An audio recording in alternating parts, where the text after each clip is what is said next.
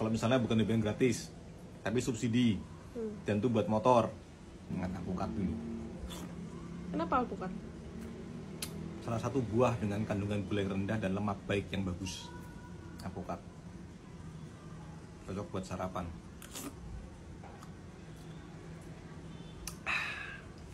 Apa subsidi sama gratis itu hanya just a matter of time.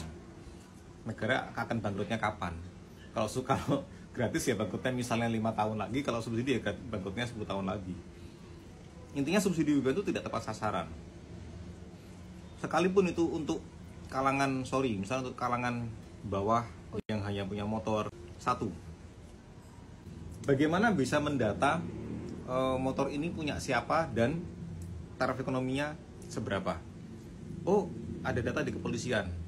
Mengupdate data untuk negara besar kepulauan seperti Indonesia ini perkara yang tidak mudah. Contoh, kita pernah dengar kan ada program multi lane free flow. Tahu nggak? Multi lane free flow, MLFF. Yang orang nanti jalan tol nggak usah lagi di tapping, tinggal langsung masuk, tinggal langsung bablas kayak di luar negeri itu ya. Kopi hitam. Kenapa sampai sekarang belum jalan? Ya saya nggak tahu, bukan orang pemerintah. Tapi dugaan saya adalah mensinkronkan data kepemilikan mobil itu tidak mudah di Indonesia. Itu mobil, apalagi motor. Jumlah motor ini berkali lipat lebih banyak daripada mobil.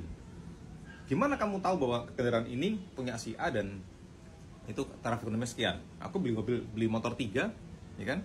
Data itu tidak keambil semudah itu, karena negara kita ini masih lack of data source, lack of data lake. Jadi kita sumber data ini masih belum padu padan. Satu itu tidak mudah.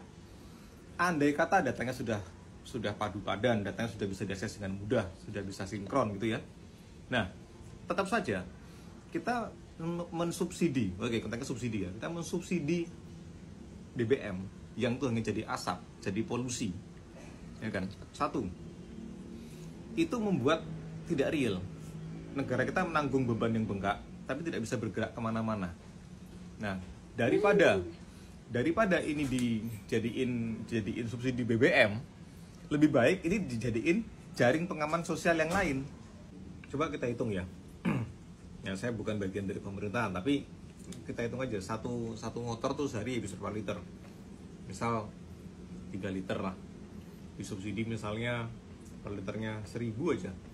Sehari berarti 3.000. Untuk mempertahankan harga, misalnya kayak harga sekarang Pertalite dipertahankan supaya kayak sekarang, itu butuh subsidi 1.000. 1.000 berarti satu orang 3.000 per hari.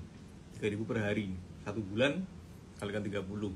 Berapa tuh? 90.000. Setahun kalikan 12. Hampir 1 juta per orang per motor. Berapa umat yang punya motor, berapa ratus triliun dibakar sehari. Kan pernah ada angkanya sudah dikeluarkan sama Pak Jokowi.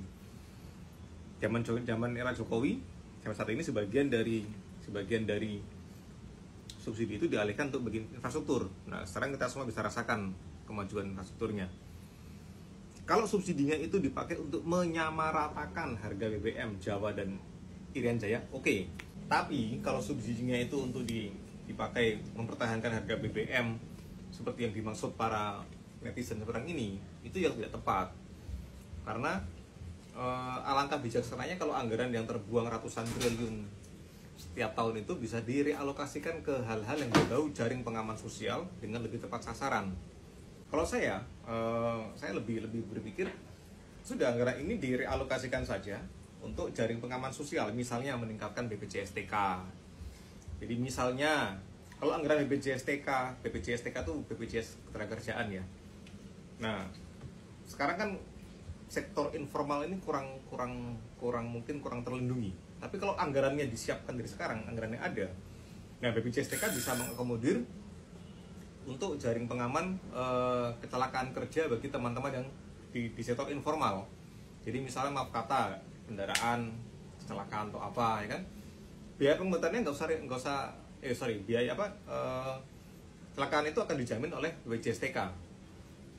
Ada tunjangan macam, saya nggak tahu bagaimana mekanismenya.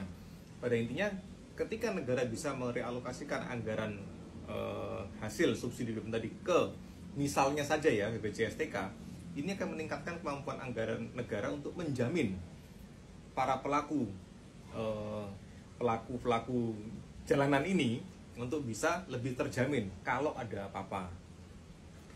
Misalnya tidak ke BPJS TK, bisa dialihkan ke tunjangan sekolah, bisa dialihkan ke tadi misalnya makan siang gratis, ya kan, untuk subsidi nutrisi, bisa dialihkan juga misalnya ke stimulus pajak, sehingga nanti mungkin bayar motor bisa lebih murah. Mungkin ya banyak hal yang bisa kita alokasikan kalau anggarannya ada. Nah, kuncinya situ. Daripada kita membuang-buang sesuatu hal menjadi asap, ini alokasikan saja. Toh dampaknya jujur kata tidak seberapa. Untuk motor ya tidak seberapa. 1,5 juta, 2 juta, 3 juta per tahun. Itu per tahun loh. Kalau per bulan itu cuma berapa? 500 ribu, 600 ribu. Enggak sesignifikan itu untuk di nek Jawanya ora patio, nek Arab digondeli enggak patio. Itu mending dialihkan ke yang lebih berguna untuk faktor penjamin resiko. Nah, kalau kita bikin program itu kan mesti melihat ya titik sekarang seperti apa, yang mau kita tuju bagaimana, kemudian impact-nya seperti apa, dampaknya buat yang lain seperti apa, mitigasinya bagaimana. Karena timing itu salah satu hal yang perlu diperhatikan dalam menyusun program. Mungkin zaman dulu program subsidi BBM itu tepat, zaman dulu. Tapi untuk zaman sekarang yang mau menuju ke era Indonesia emas, itu nggak lagi tepat sasaran. Mendingan berpikir, negara dan rakyat berpikir bagaimana untuk memperluas lapangan kerja, meningkatkan meningkatkan stimulus pendapatan, mengamankan jaring pengaman sosial, menambah anggaran untuk subsidi pendidikan, subsidi riset dan macam-macam. Karena timingnya sudah beda. Timing kita 10 tahun lagi dengan 20 tahun yang lalu itu sudah berbeda. Sekarang kita ada di titik di mana kita bergerak menuju Indonesia emas. Nah, ini nggak lagi dengan subsidi base di bahan bakar, tapi lebih kepada peningkatan sumber daya manusia. Nah, ini yang mesti lebih diperhatikan untuk masa depan. Ya, mosok 20 tahun lagi kita akan bahas topik-topik soal agama meneh ya. Kita sudah akan lebih cerdas bicara soal angkasa luar, bicara soal eksplorasi lautan, bicara soal eksplorasi mineral, bicara soal multiverse mungkin ya.